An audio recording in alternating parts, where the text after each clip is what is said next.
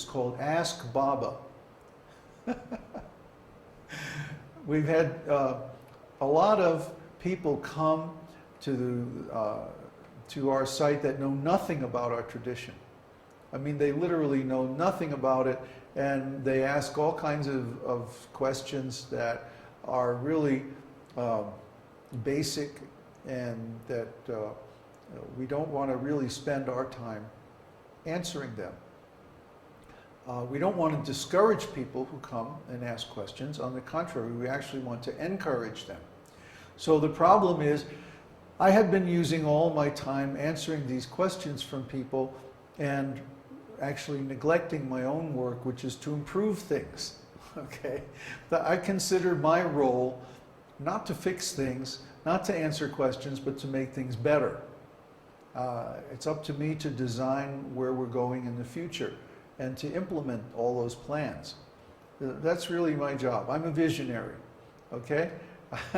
I've got the hat with the propeller on it, the big goggles, and I'm looking into the future, okay? So I have to come up with a way to make our website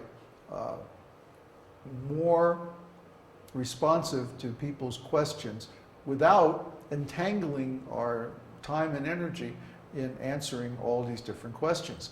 Because we can see if the site grows the same way that it grew last year, by this time next year we're going to have like 1,000 visitors a day.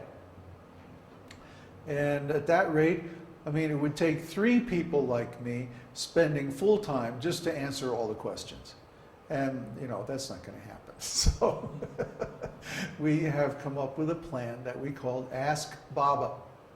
Basically what we're going to do is take all of Srila Prabhupada's books and all of the forum posts and questions and answers that we have so far.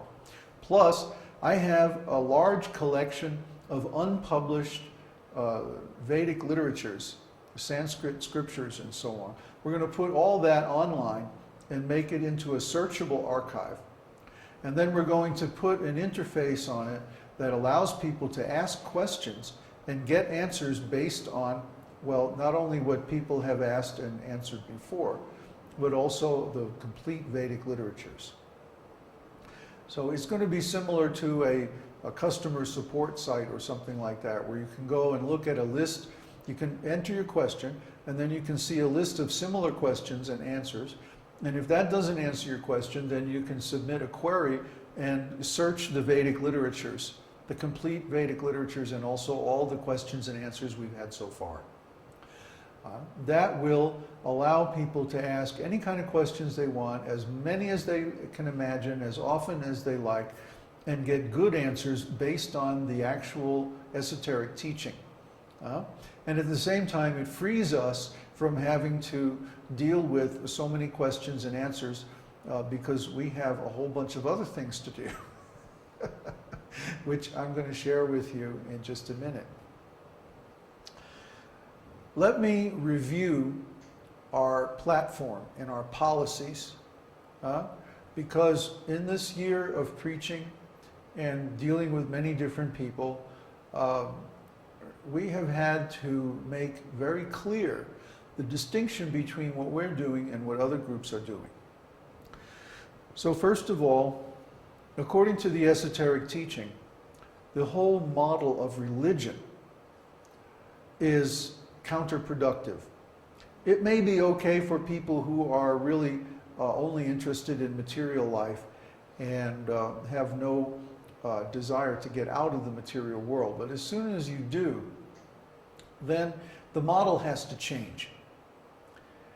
Unfortunately, the people who inherited the organizations started by my spiritual master and other similar spiritual teachers from India have tried to put this teaching into the religious model. And religious organizations have certain problems which are historically, very clear. And we don't want those problems. So we're not trying to start a religion. We're never going to start a religion. We're never going to start a church or something like that. Even if you call it a temple, it's still a church, really. And we're not going to try to, like most religious groups, are trying for world domination, and therefore they get into competition with other groups, and then they have to start preaching against them, and they get into big wars, and it's just horrible. So we're not going to go there. We're not going to do that. We have a different model. Our model is called the Upanishadic model because it comes from the Upanishads. Upa means near, and Anishada means sit down. So come here, sit down, and listen. That is the model of the esoteric teaching. Don't do anything distracting right now, please. No, don't bother. So the Upanishadic model means that the student has a personal relationship with a self-realized soul. And even though in the old days it meant that you go to where the guru is and you sit down with them and you live with them day and night, and by association you pick up on their spiritual qualities and the spiritual process, and in that way you approach self-realization. The Upanishads are basically a collection of questions and answers with a self-realized soul. So one should have the ability to ask good questions and get good answers. Not from dogma, but from realization. So like that, we are going to use technology to extend the presence of the self-realized soul of the guru of the esoteric teaching so that everyone can have access. And at the same time, we personally, physically, are going to create a situation where those who are qualified can have literally face-to-face interaction. In other words, we are going to establish a retreat in a rural location where we can live the lifestyle of the Vedic esoteric teaching 24 hours a day. And that's why we want to change the website so that it doesn't require so much of our personal effort and work to maintain. We had planned to do this sometime next year, and now those plans have become much more refined. We're talking about doing it by the middle of next year. So by the middle of next year, I will no longer be here in the Mexico City. I will be out in the country somewhere, in a very isolated rural location. We'll still have internet. So we'll still have these gatherings once a week, or maybe twice a week. We'll still have the ability to do online spiritual counseling and like that. But we will not be living in a city location, we'll be living way out in the country someplace. The reason why is that it's very, very difficult to live a pure lifestyle in the city. Another reason is that we don't really want to create like a church or an organization or have big meetings all the time and so. We can do all that online. The internet has become a very powerful tool for communication that's available everywhere in the world now. Just a few years ago, it wasn't possible, but now it is. The technology is moving very fast, and it's becoming cheaper, better, faster, and more convenient to have online meetings like this one instead of face-to-face meetings.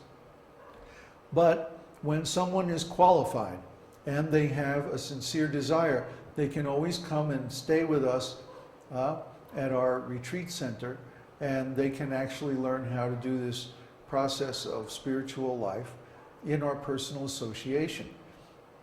There will be a way that everyone can apply who wants to come here, and then we can work things out from there.